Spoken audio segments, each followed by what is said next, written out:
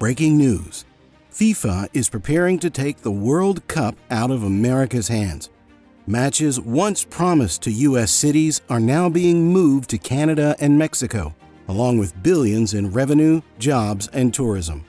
Sponsors have already abandoned American venues, and stadium delays are piling up. The nation that fought to host 2026 now faces global humiliation, losing its spotlight to the very neighbors it once overshadowed. The World Cup is built on fans traveling from every corner of the globe, but America is shutting the doors. Right now, a sweeping travel ban blocks entry from 12 countries, including teams like Iran, who have already qualified. That means thousands of their most loyal supporters will be missing before they can even buy a ticket. For others, the barriers are crushing. The U.S. has added a shocking $250 visa integrity fee on most visitors, making an already expensive trip almost impossible. And money isn't the only problem. In many U.S. consulates, visa interviews are fully booked for more than 800 days. That's longer than the time left before the tournament begins. For millions of fans, it's not just difficult, it's impossible to attend.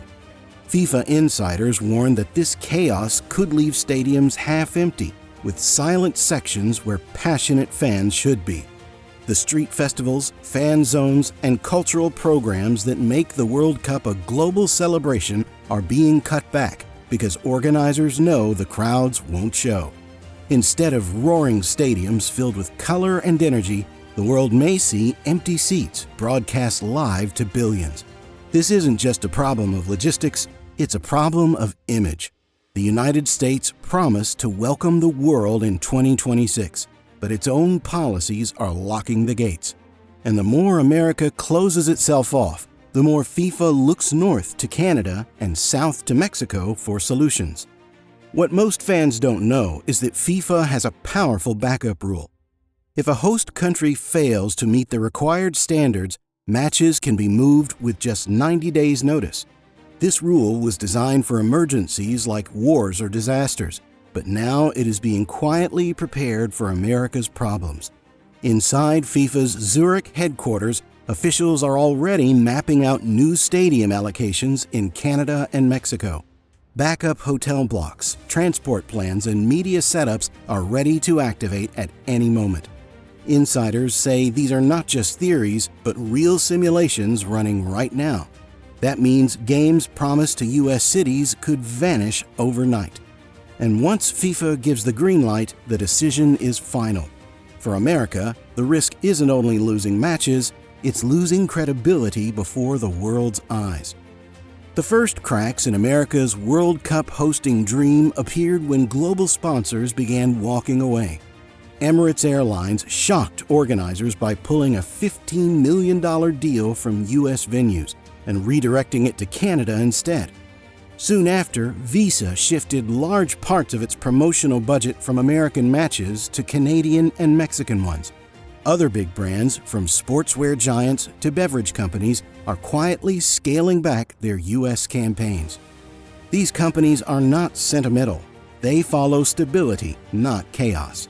To them, America now looks like a risky gamble. Every dollar moved north means fewer fan festivals, fewer concerts, and less atmosphere inside U.S. stadiums. For FIFA, the message is clear. The world's biggest sponsors no longer trust the United States to deliver. And once the money goes, it rarely comes back. While America struggles with bans and delays, Canada is showing why it is ready to take the stage. Vancouver's BC Place, with 54,500 seats and a retractable roof, has hosted the Olympics and the Women's World Cup.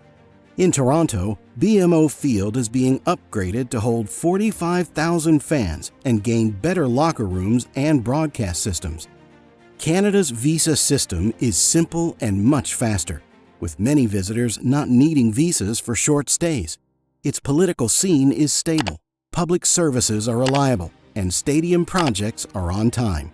This means fans can travel with confidence, sponsors sense less risk, and FIFA sees a safe host. Every smooth upgrade sends a clear signal. Canada isn't just a co-host, it's a real alternative. And at a moment where America looks shaky, Canada stands strong. Mexico does not need to prove it can host the world. It has already done it twice, in 1970 and 1986, with tournaments remembered for Pele's final World Cup and Maradona's Hand of God goal. Today, the country still has some of the best stadiums in Latin America. The Estadio Azteca in Mexico City holds over 87,500 fans and is being renovated ahead of the 2026 tournament. Monterrey's Estadio BBVA and Guadalajara's Estadio Akron are modern and ready to go. Mexico also allows visa-free or simple entry for many Latin American visitors, making it easier for fans to arrive. For FIFA, Mexico is not a gamble, it's a proven, ready host. And compared to America's problems, Mexico already looks like the safer stage. America's trade wars are now hitting its own World Cup plans. Stadium projects across U.S. cities are falling behind schedule because key materials are stuck at the border. Canadian steel needed for seating decks and roof supports is delayed for months due to new tariff checks and soaring costs.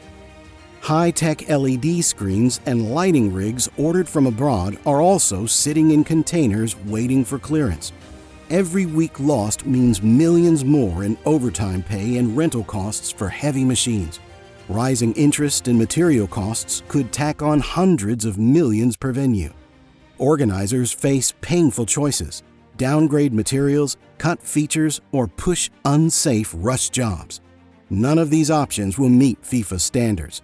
The longer the delays drag on, the more doubts grow about America's readiness. What was meant to be a showcase of power now looks like a crisis of competence. And for FIFA, that is reason enough to look north and south. For U.S. host cities, losing World Cup matches would be more than a sports failure. It would be an economic nightmare. Billions of dollars in expected revenue from hotels, restaurants, and local tourism could vanish overnight. In Los Angeles County alone, hosting 8 matches is projected to bring $594 million in direct and follow-on economic impact, including $343 million in visitor spending and $34 million in local tax revenue.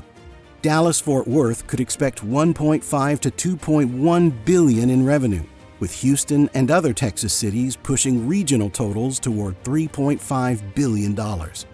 New York-New Jersey region is anticipating a $3.3 billion economic boost, supporting over 26,000 jobs and generating $431.9 million in state and local tax revenue. Hotels expecting full bookings may see empty rooms. Restaurants and shops will cut orders and hours. Taxi, rideshare, and bus operators could lose their most profitable weeks. Stadium staff, security teams, and translators face job losses. Families depending on that income will face real hardship. The U.S. promised a boom, but it risks a collapse. And once the money leaves, it won't return. Hosting the World Cup is not just about money, it's about power and reputation. For America, losing matches to Canada and Mexico would send a loud message that it cannot deliver on its promises. Empty seats and canceled fan zones would be broadcast live to billions, showing weakness instead of strength. Global brands would remember that the U.S. failed to protect their investments. International sports federations would think twice before trusting America with future mega events. Even the Olympics and World Expos could slip away to more reliable hosts. In global politics, perception matters, and America's image as a leader would take a direct hit. Instead of being seen as the world stage, it would look like a nation in decline. And once that trust is gone, rebuilding it will take decades. Canada and Mexico are no longer just backup hosts. They're ready to steal the spotlight. Their stadiums are modern, their visa systems are open, and their governments are proving they can deliver on time. Vancouver's BC Place holds 54,500 seats, and Toronto's BMO Field is being expanded to 45,736 for 2026. While America fights delays, bans, and angry sponsors, Its neighbors are showing confidence and stability. For FIFA, the choice looks simple. Trust the partners who can fill every seat. If games move north or south, the US won't just lose matches, it will lose its standing as a world leader. The power, the headlines, and the glory would all belong to Canada and Mexico. And once the world sees them succeed, America's failure will be remembered long after the final whistle blows. America wanted glory, but now faces humiliation as Canada and Mexico rise. The World Cup spotlight is slipping away, and the damage could last decades. Subscribe now for more explosive global stories the US doesn't want you to hear.